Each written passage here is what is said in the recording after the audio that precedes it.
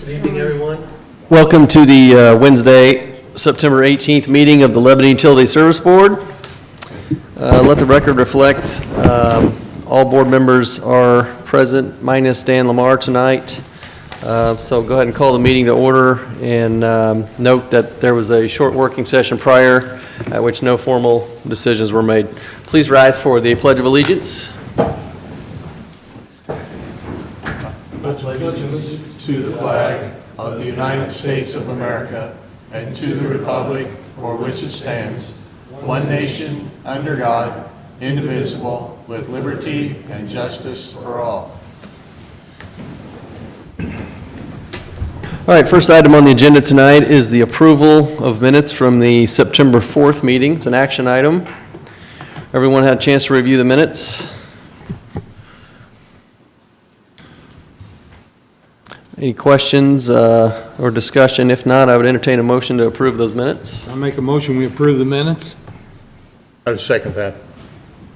Motion made by Bill, seconded by Jim to approve the minutes from the September 4th meeting. All in favor signify by saying aye. Aye. Any opposed? Thank you.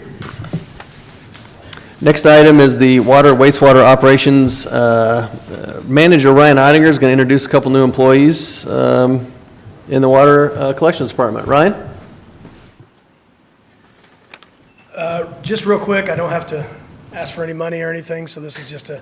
It's a change? Yeah, I know. It's Weird. I'm just trying to switch it up a little bit. We have a couple new employees that we have hired just recently in our wastewater collections. They're still on the probationary period and getting ready to come up on their 30-day evaluation, but I want to take an opportunity to introduce them. Closest to me is Corey Rowland. They both started on August 26th. Corey grew up in Richmond and graduated from Northeastern High School. Also a graduate of Manchester College, where he got a degree in environmental studies and biology. In his leisure, he likes to play video games and go on nature hikes. Those are his words, not mine. He came to us through the Alliance of Rural Water, through their apprenticeship program, and he will be enrolled in that.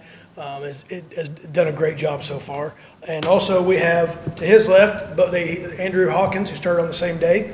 He's a 2019 graduate of Lebanon High School, so just fresh out of college. Used to work at Kroger. You may have seen him there, getting carts in the nasty weather and everything else. So he traded one outside bad weather job for another. And then he's a lifelong Lebanon resident. In his spare time, he likes to fish and play basketball. And that's all I have. Excellent, guys. Welcome. Hope Ryan's treating you right, at least for now. For now. It's early. It's early. Thank you, guys. Thank you.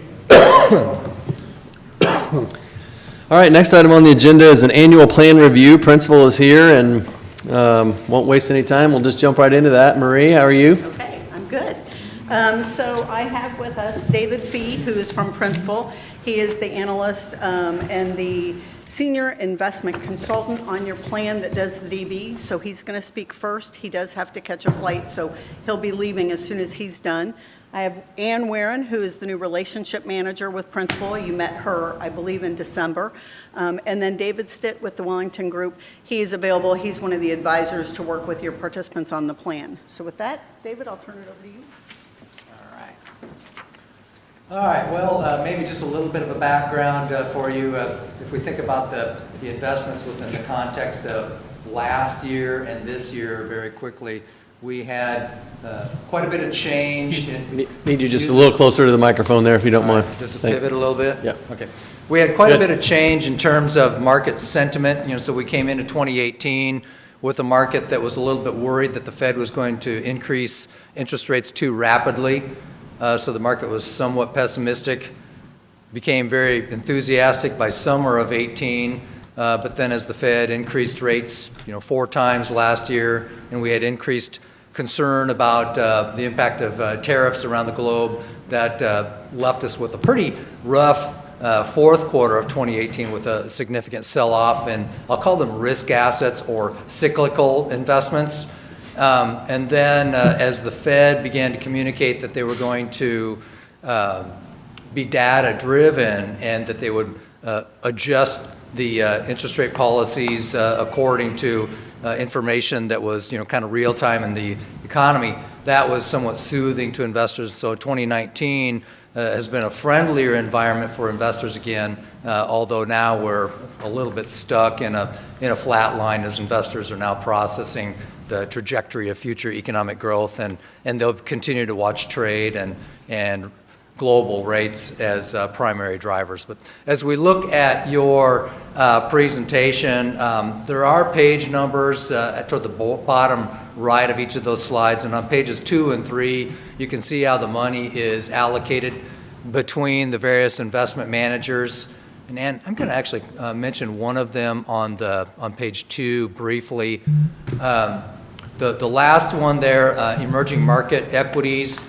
I just want to mention that you've got about 3.5% of the money there. The reason I mention that is we're actually going through an in-depth review of that portfolio right now to determine whether we want to take some different course of action going forward. So no announcement yet to make on that other than the fact that we're taking a good hard look there. And then on the next page, you can see that, first of all, the plan finished out, and this is data through July 31st, which was the latest date that we have benchmarking information for you. But you ended up just a little under 10 million in the plan as of that date, which was up a bit, up about $1 million from January 1st. And then if you look at kind of the green or aqua color that says fixed income, that horizontal bar across the page, and just look at that grouping, and there are 2 sets of data columns there that the first couple columns of data show you the beginning dollars as well as percentages, and then the next 2 columns show the end.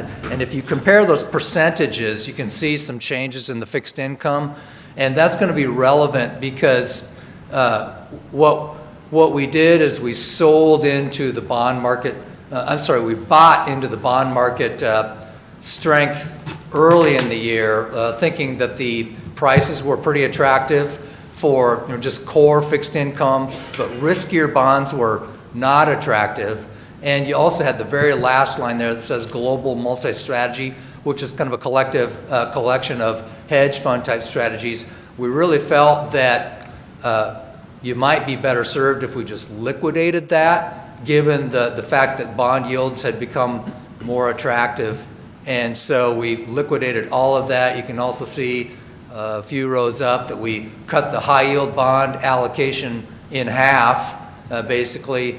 And then those proceeds went into the bond market index, which is just AA rated paper tracking the investment grade bond market index for the country. And that turned out to be pretty timely because you may have noticed, bond returns have been upper single digits on a year-to-date basis, and that has pretty significantly outperformed the hedge fund asset, pretty significantly outperformed high-yield bonds. And so I just wanted to point that out, that we made a couple tweaks there early this year that have been beneficial as the year has unwound. Now, the one thing I would say about that, though, is if we go forward and we see bonds cheapen again, perhaps we could re-engage some risk assets. It's also quite possible that we just stand pat, wait for the next recession, which would bring about more attractive pricing as well. And so that's, both of those are plan A, I guess, whichever of those, wherever they become more attractive, we'd go back. But your overall allocation to bond level risk profile is the same, but we've just recharacterized it to be a little bit higher quality, a little bit more defensive in this juncture along the overall economic cycle. So then on the next page, you can see your overall asset allocation, where it was as of July 31st. And if we can get there on the graphic. My job is man and white, isn't it? Can you just tap the little things underneath? Yeah, there we go. So again, if you look at the pie chart on the right, that's what your allocation looked like at the end of July, we're targeting about 40% in fixed income or bond investments. We're actually a little bit under that right now. That's kind of the top right part of the pie, and that's really just from market movements since we last rebalanced it. But we'll keep you within generally about 3.5% to that allocation for fixed income in terms of maintaining the overall risk budget.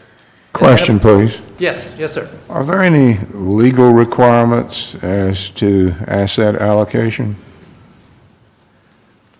If there are, you're maybe referring to within the state of Indiana, or? Is there any state law that limits? Yeah, sure. When the plan switched over to principal several years ago, you did have, most of your investments were in bonds only, and I believe they were governmental bonds. And that was because the prior company that had managed it had determined that they thought that was in the best interest of the plan. In the state of Indiana, we went out and did a lot of research, and we also worked with Jeff on this, and it was determined that you did not have to keep all of your assets in governmental type bonds.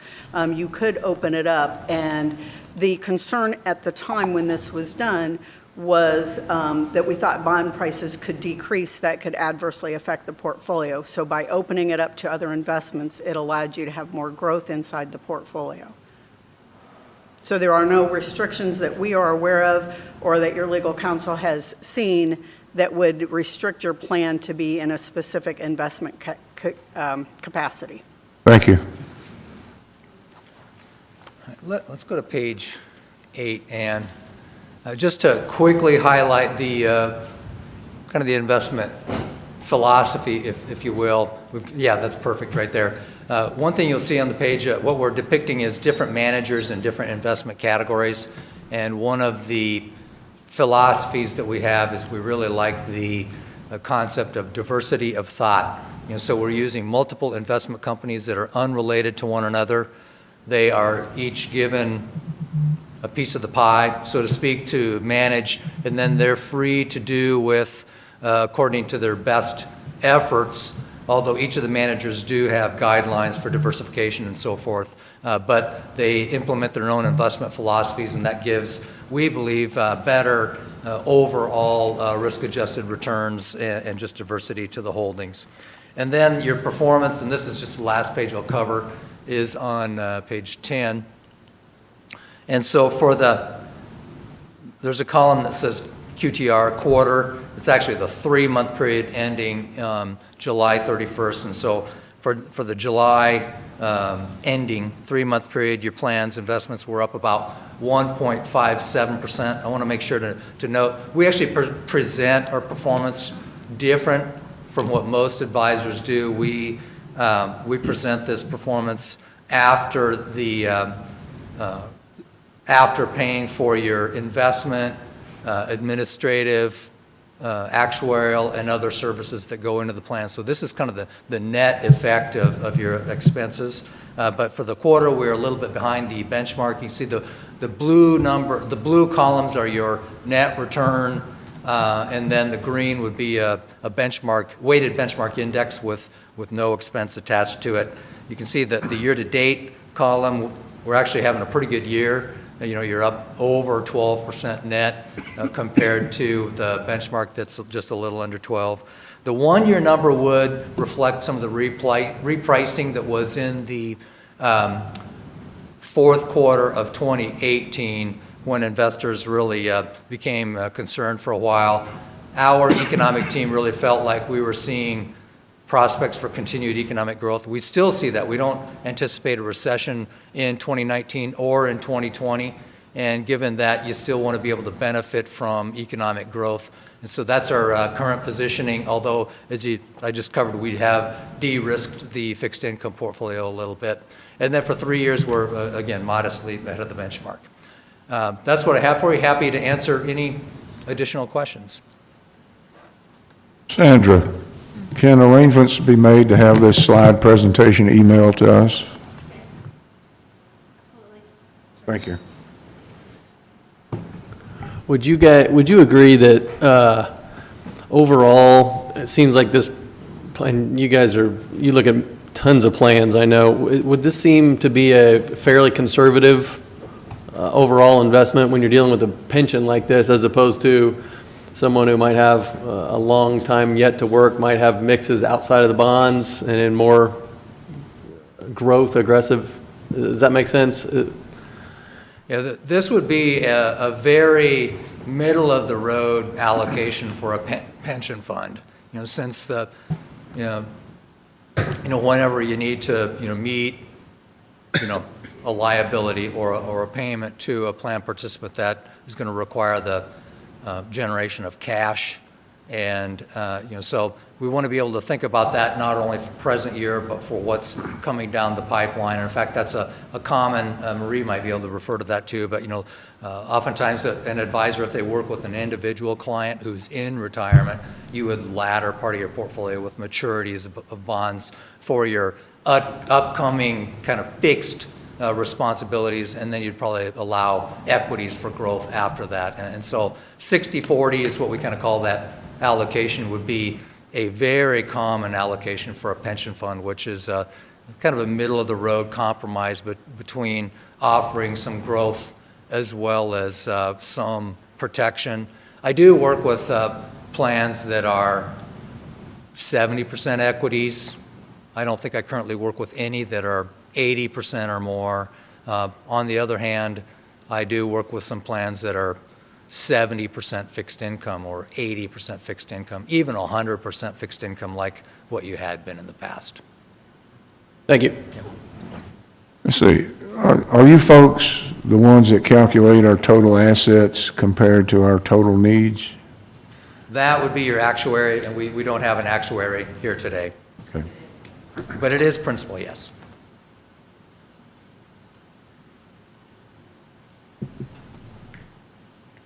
Okay, thank you, David. We appreciate it. As you may remember from our last meetings, the principal in that situation is acting as what's called your 338. That means they are taking full responsibility for all the investments inside of that portfolio. That is why when David spoke, you didn't have to tell him what kind of changes you want to do. They actually take that responsibility. So that gives you that extra protection. And also to answer your question further, Sandra reminded me that it was determined that the pension money was the participant money and not the company money or Lebanon Utilities, which is another reason it was able to open up to be broader in spectrum on the investments. One other thing I want to point out is when the actuarial calculations changed by law, that being in a very conservative investment really hurt what the future allocations had to be. And by opening up to other investment choices, that made it, helped your numbers of future projections for the plan. With that, we're going to turn it over. Ann and I are going to talk. I've got a couple quick investment changes we're going to talk about. Ann, if you want to just hand out the stuff. In your 401A and 457, both of those plans do mimic each other, meaning all the lineup is the same on both. So you're going to see that we are making a couple recommendations for you to make changes. We've got the Fidelity Advisor small cap is just going to be on the watch list. We don't recommend a change because there's not anything in that capacity that would be a good alternative. On the first, the summary of considerations, I don't know if that's what's on the top, but if you look at that page, and we do have it on a slide, but we couldn't get it to turn for some reason. The three funds up there are the funds we're going to add: the Victory Small or Sycamore Established Value, the MFS Mid Cap Growth, and the CFI Western Asset Core Plus Bond. You will see the first column says we're going to replace the Principal Mid Cap Value Fund with the Victory Sycamore. We've got the PGIM Jennison Mid Cap that we're going to replace with the MFS Mid Cap, and the PIMCO Total Return with the Western Asset Core Plus Bond Fund. All three of those funds are performing better in their asset class and have historically done very well. So we think at this time it makes sense to make some of these changes and then to track it going forward with your participants. There is also a returns slide that I gave you guys that you could look at to see the returns versus each other on those investments. Are there any questions on those?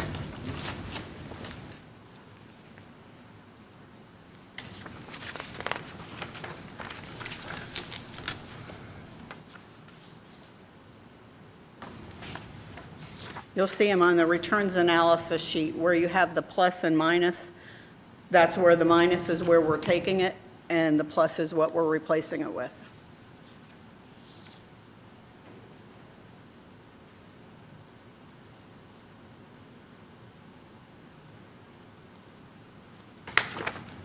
We will also send these slides out so you can have, I'll send out actually the whole report, which is pretty lengthy of all the analysis we do. So I'll send out this whole report for each of you. That'd be good. That's good. Any questions on that?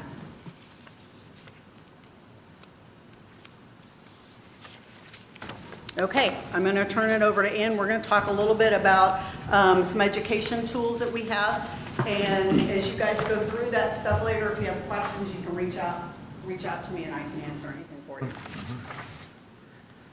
Thank you, Marie, and thank you for the invitation to be here. We appreciate being your service provider, so we're glad to be here and share some of what's new and what's going on at Principal. So we've covered some of the things already.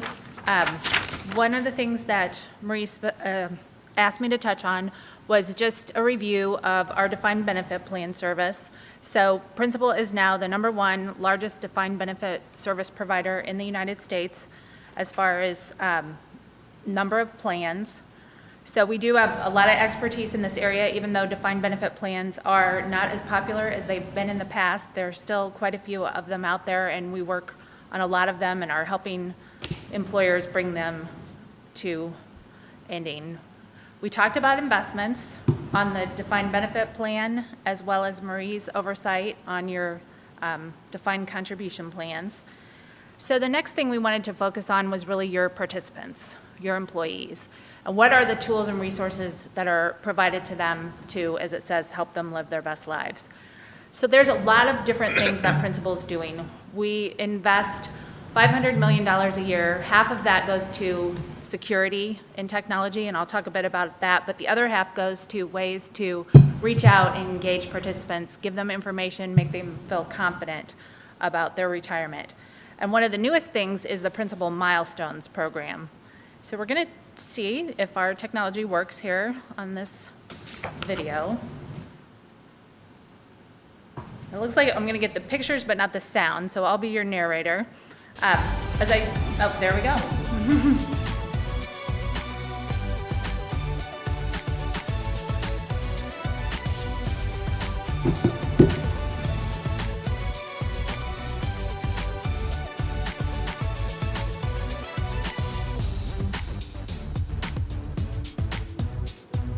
So you'll notice what this is talking about are some of the services already available. We rolled this out last year to your participants. It's something that ongoing we think we should continue. They can go on, they can create their own will live on that site. It is a third-party resource that actually creates it for them. But a lot of your participants won't go out and create a will because they have to spend money to get the attorneys, and sometimes they don't have that disposable income. So there are a lot of tools we want to make sure that we start getting everybody utilizing or realizing at least it's there. So we're trying to do, the Milestones brand is really beyond retirement. How can we help the participants in all areas of financial wellness? So you saw some of the student loan debt, just debt in general, how to deal with that, budgeting. We have the monthly webinars, which we'll talk about, as well as all this information. And I'll pull it up on the website so you can see exactly what your participants have available. So if any of you log into the Principal website, this is the landing page for a participant. So we're going to put what everybody wants to know, their account balance right up front. We're also going to give them their retirement wellness score. Red, yellow, or green. It's intuitive. Green's good. If your score is in the red, you're not on track. Yellow's kind of in the middle there. So that just gives someone a quick glance at how they're doing. If they want to go deeper, they can go to the retirement wellness planner, and under the planning resources is where they go to milestones. So a lot of the employers that we work with are actually listing this in their benefits. You know, in Indiana, we think it's a savings of $200 to $1,000 for a will. And just a lot of other information out there. And if people feel they have their debt under control, they're much more likely to save in their retirement. See, question about the will. Every state has different will requirements. Is this online tool specific to Indiana? Yeah, that's a great question. So the company that Principal engaged to do this, as Marie said, it's a separate company called RROG. They are headquartered in Iowa, which is where Principal is headquartered, but they have attorneys on staff who monitor the state laws in all 50 states and keep their template documents up to date with that state law. So when a participant logs in and lists their residence, they're going to know the appropriate template that they're going to base the document off of. They're also going to give them instructions when it's complete as far as what they need to do in that state, like print it out, have it notarized for Indiana. Thank you.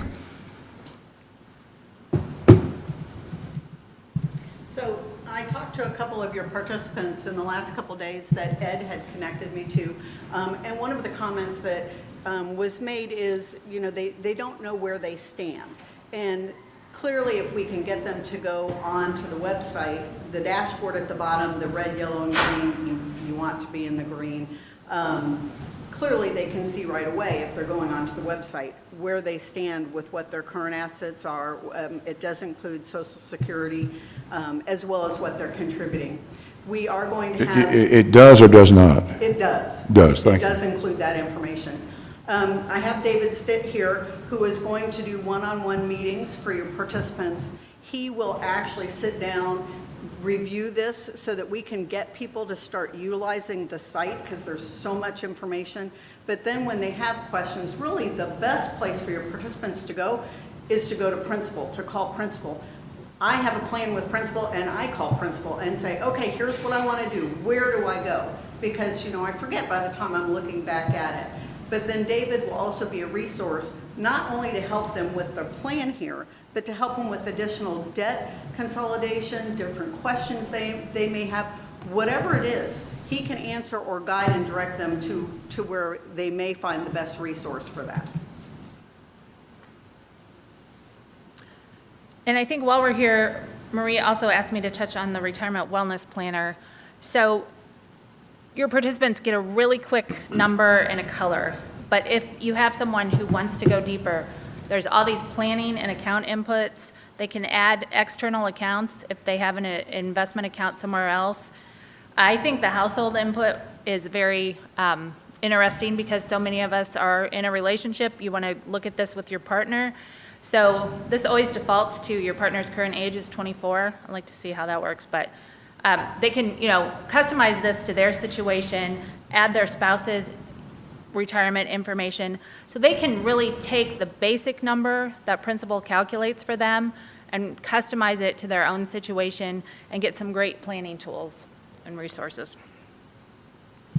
So there are any questions on the website or what's available? All this is the defined benefit plan? This is your 401A. Your 40, okay, Seven. okay. Yeah, so defined contribution. Yep. Defined contribution, okay. Yep. I mentioned technology.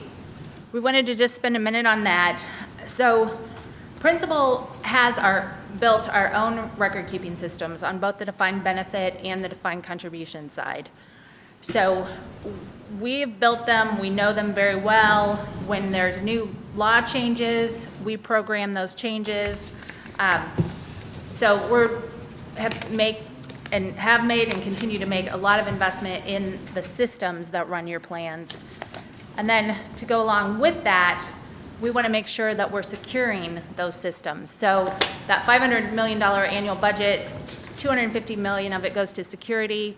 We do things like on the phone calls to the participant contact center, we'll analyze the background noises and the electronic codes that are in the line and match it up to previous calls that participants have made.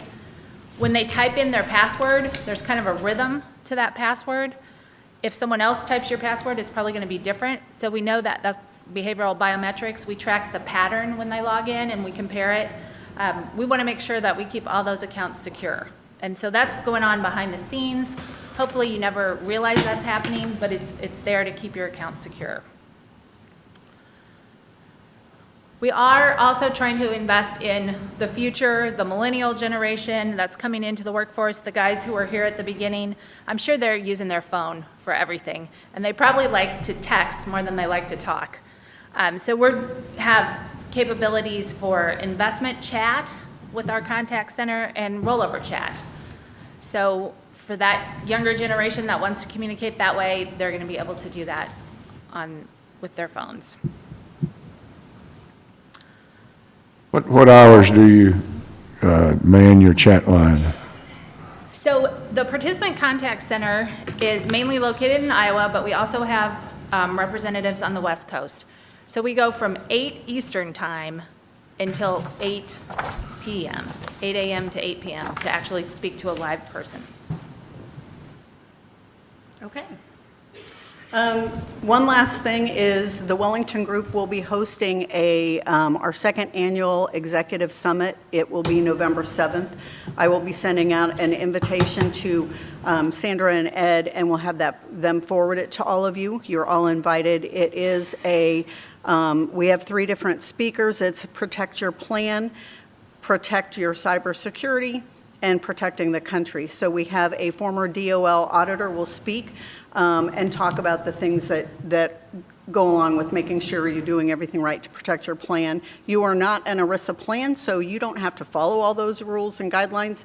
We still try to follow some of them to act in the best interest of what your plan can do, but that sets you a little bit apart from it, but it still is good information. The second speaker kind of goes along with what Ann was speaking about. Cybersecurity is a huge issue in this country right now.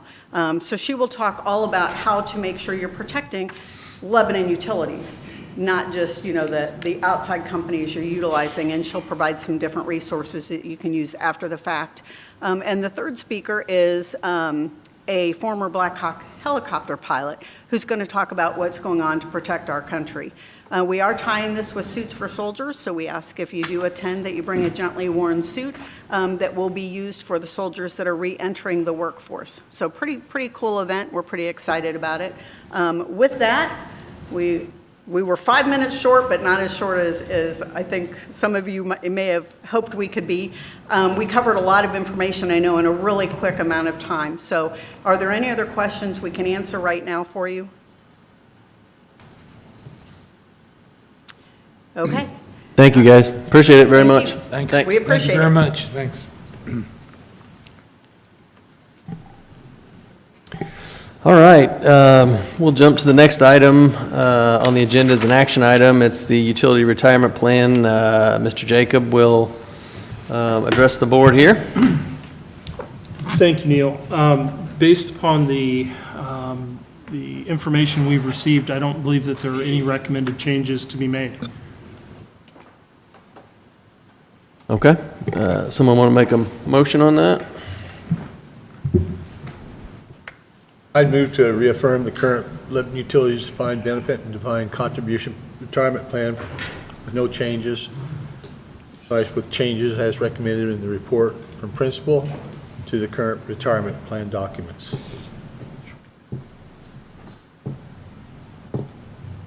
Motion by Jim, I have a second. Second. Motion made by Jim, seconded by Bill.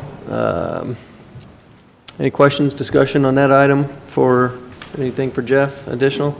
Yeah, just to clarify, so that motion is, there were no action item Changes. changes to be made as recommended by principal. So I think there was a optional language in that motion. So if I heard correctly, I believe the intent is to make no change to the current retirement plan document or either of the plans.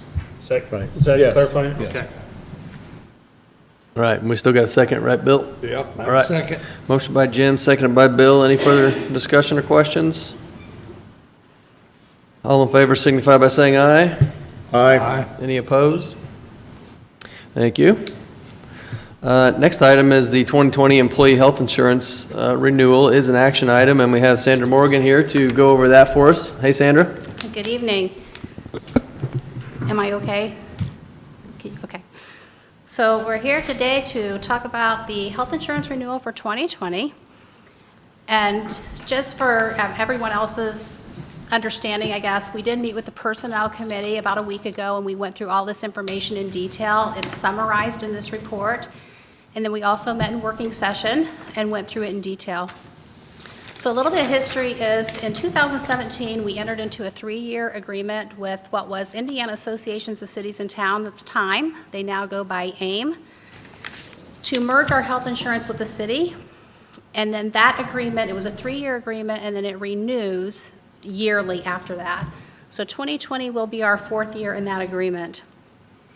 Until both the city and Lebanon Utilities agree to leave the trust, it doesn't benefit us to go out and get a lot of quotes, and we normally can't get them that early anyway. So just some good information from 2017 through 2019. We have saved over $500,000 on our health insurance from what it was quoted to us in 2017. So this partnership relationship has been very beneficial to Lebanon Utilities. So we got our renewal in this year, and I'm very pleased to say that our renewal came in at 1%, which is amazing. And with our HSA contributions, it puts us at a little over $1 million. And currently, we are recommending that the board approve us to stay on the same plan that we were on last year, which was Plan F, with the AIM Medical Trust for 2020. And then do you want me to do all these, Chip, and then we can do them one at a time, or stop after each? I would leave that up to the board, whatever's. Well, you talk about motions for each? I didn't know if you wanted me to read through the whole thing. Why don't or- you go ahead and read, because it's kind of broken down into a few motions in one, if that's okay with Jeff? Okay. Or that works? Okay. So along with that, in talking with the Personnel Committee, we thought that it was fair that we have the employees, they would take the same increase that we have. So we're asking that the board leave their percentages the same. For a normal employee, when you look at 1%, it's only like a 50-cent increase. I think it's 56 cents. So we are requesting that those percentages stay the same for 2020. And we are also requesting for 2020 that we leave our HSA contributions the same as they were for 2019, which is $2,200 for an employee and $4,400 for anyone that's on the family insurance. Sandra, would you go back to the previous slide, please?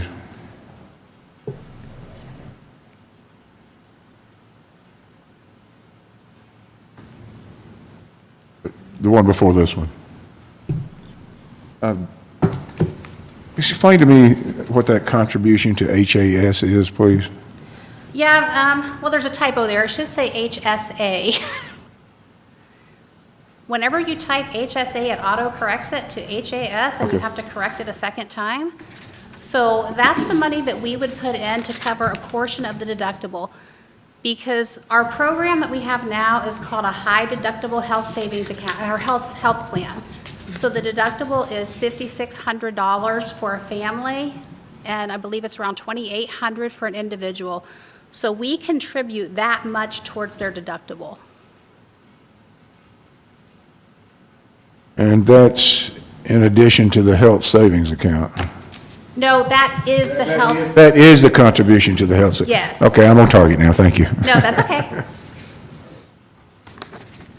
So those are the 3 things we are requesting today, that we stay with Plan F with the AIM organization, that we leave the employee contribution rates the same, and that we continue funding the HSA in the amounts of last year. Excellent. Thank you, Sandra. Any questions for Sandra before we move this into action? No. All right, I'll entertain a motion. How do you want to do this? You just Well, there's three, so why don't we just read them individually and we'll vote on each one? Yeah. So I guess I'll need a motion and a second for all three of those, right? Yes. Okay. I'll do the first one. Go ahead. I make a motion to remain on Plan F with AIM Medical Trust for 2020. I would second that motion. Motion made by Aaron, seconded by Jim to remain with Plan F on the AIM Medical Trust for 2020. Any questions or discussion on that specifically? No. All in favor signify by saying aye. Aye. Any opposed? All right, and the second one? I'll make the motion on the second one.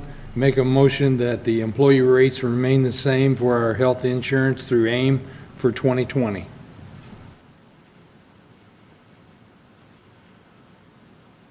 I'd second that motion. Motion by Bill, seconded by Jim to, that rates remain the same, employee rates remain the same for health insurance through AIM for 2020.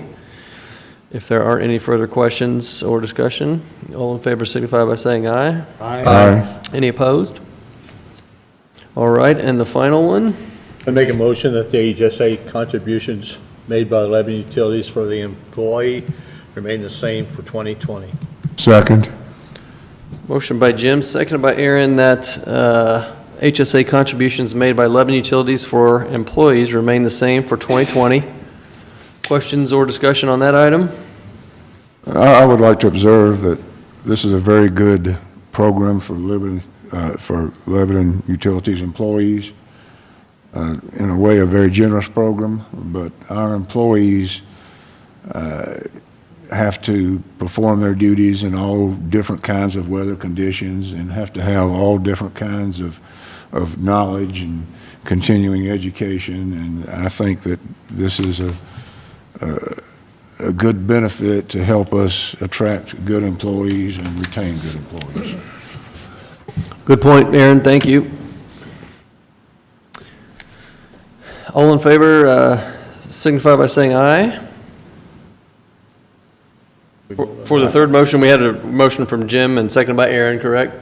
Right. Okay. Did we, I thought we already I thought approved we already it. did. Did we already do it? We'll do it again if you want us to. Well, I just did questions or discussion on that, so I don't know that we voted on the third one, but we probably better. Okay. We probably better.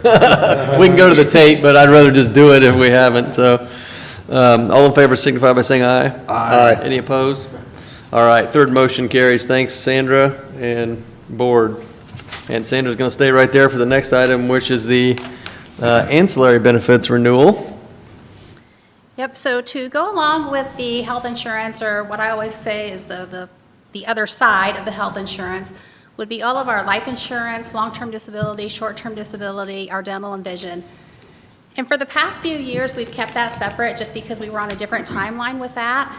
But what that's caused is we have COBRA issues, not issues, but we have one person administering COBRA for our health plan, and then we have another company doing it for all of our other plans. So we wanted to look into this year, just putting all of that with AIM, and that'll help us from an administration standpoint. So we did ask them to look at quotes for us, and currently this year, we're paying $74,691 for those benefits. And AIM, and they also have VSP, is offering us a renewal for $65,036, which is a savings of $9,655.18. So we are, based on that, based on the savings in time and administration, we are asking the board to approve us going ahead and moving that all under AIM for a $10,000 savings, or close to a $10,000 savings.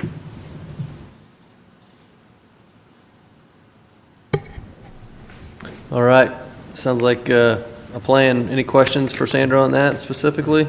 See, Lebanon Utilities pays the entire premium amount, but the employees have a deductible in some instances, correct? Yes, we pay the entire premium, but like, I'd say like with vision, when the employees go in, they normally get an exam that's paid for, and then so much is paid towards their lenses and their glasses. So the employee has to pay all the additional cost. It's just a benefit and a much discounted rate. Same on dental. The employees have a maximum amount that'll be spent, but they pay 20% every time they go in. Once the maximum's hit, they pay 100%. Thank you. All right, any other questions for Sandra or discussion on the ancillary benefits? If not, I would entertain a motion there. I make a motion to move our ancillary benefits, vision, dental, short and long-term disability to the AIM Medical Trust. Second. Motion made by Jim, seconded by Bill. Any other questions, discussion? Is our life insurance already with AIM? No, our life insurance is not. We would be moving it over to AIM. And on all of the benefits that you saw, AIM matched up with what our current benefits are. So I think on the dental, they offer a little bit more than we did. The only place we are losing a little bit is on the life insurance. And the life insurance is $50,000, just like we have right now. But once you turn 65, there is a reduction schedule. And that's not what we have in place now. So, but it was a $1,200 savings, I believe, if I look at the sheet right. So we thought that that was worth it. Should life insurance be included in this motion? Well, it's part of the overall cost, so it's already in there. Okay. If you guys had wanted me to take it out in the working session, then I could have taken it out, and we would have separated that. Oh, but I think Aaron means, in the motion it lists vision, dental, short, long-term. Should we add life to that, or? Yeah, the motion on mine just says, based on the quotes above, we're recommending that we move our ancillary benefits to the AIM Medical Trust. But yes, if you have it written different, I would add life to it. Okay. So ancillary covers all of those things, including life, but it just Or happens. it does include life, Yeah. even though it's not listed in the motion? The term ancillary benefit includes life, so I would either say ancillary benefits or I would list life. If you're going to list everything else, I would list life. Yeah, Or just state ancillary benefits and skip the rest. Yeah. That's what I would say we should do. Go ahead and add life to my motion. okay. So My apologies. we haven't voted yet, yeah. So Amending the motion to include Jim's motion has been amended to include life under the motion he's already made, and I assume Bill still seconds that with life included? I second that, yes. All right. All in favor signify by saying aye. Aye. Any opposed? All righty. Thank you, Sandra. Thank you. Next item is Employee Advancement Program clarification, action item. Our General Manager, Ed Baskell, is going to address the board. Hey, Ed. Yes, hi. This is just a clarification, it's just a clarification, the Employee Advancement Program. We've talked about it in a couple working sessions, and we deferred it to this meeting, and just want to give you more leeway in the general scope. Leeway is probably already there, just want to clarify it. So if there's any questions, I would ask for a motion. If there's no questions, I'd ask for a motion. So. I would bring to the attention, we did table that from the last meeting, and the only reason we tabled it was so that the full board could be here. Even though Dan was here and Dan and I discussed it, and he's for the motion, and I'm for the motion too. So it wasn't that there was anything wrong with the motion, it's just that we wanted the board to be here. All right. Okay, if there aren't any other questions for Ed, there is a motion there if somebody wants to make it. Well, I make a motion, we move to amend or clarify Lebanon Utilities Advancement Program to allow the GM the authority to create new employee positions, including adjustment to the title of all existing employees' positions as needed without utility board action. Further, that the GM be allowed to determine the pay scale for newly created positions, subject to annual approval by the utility board. GM title and/or pay scale adjustments would be first reported to and approved by the Personnel Committee, the results of which would be provided to the Human Resources Department. Good job, Bill. Long motion. I'd second that motion. Motion made by Bill, seconded by Jim to clarify the Employee Advancement Program. Any other questions for Ed? All in favor signify by saying aye. Aye. Any opposed? Thank you. Next item is approval of claims. Everyone had a chance to review the claims? I move to approve the claims. I'll second. Motion made by Aaron, seconded by Jim to approve the claims. All in favor signify by saying aye. Aye. Any opposed? All right, next item is other business that may come before the board and public comment. Any items for the board or input from the public, questions? Monday was a week ago. At my request, I was taken on a tour of the wastewater treatment plant construction activities. Ron Holloman did a great job of starting off the tour with a review of the plans, and then took me on a visual inspection, if you will, of each of the construction projects underway. A couple of things stood out to me. One of them was that we have a Wessler engineer inspector under contract that inspects it's on-site inspecting the construction activities to make sure that they are completed properly, and it looks like that's individual's doing a very conscientious job. That it's actually about a month ahead of schedule and should be finished in August of 2020. So I want to thank Ron Holloman and Ryan Ottinger for coordinating and arranging the tour, and the excellent job that was done. Thanks, Aaron. I'll pass it. Good to hear. I also have a brief update, if I may. Yep. Just to bring the board up to speed on the 69 kV project, I'm pleased to report that I believe that all of Gaylor's work on the 69 kV line itself has been completed. There's been initial testing done to the line. It has been energized. Gaylor is doing some remediation or cleanup work around properties around Lebanon, and I'm not sure if they're actually doing that or subs or both. Duke and Spectrum will be doing the final testing of the line, and what they're doing is they phased the line back out once they energized it, and they're going to be programming relays in order to make sure that the loop is truly redundant in order to reduce outage time and efficiency on the system. And that should be done, I believe, next week. So I don't know if that's the final pull the switch time or not, but we are, in terms of Gaylor's work, looks like they completed consistent with their last tendered date. And the final testing will be when?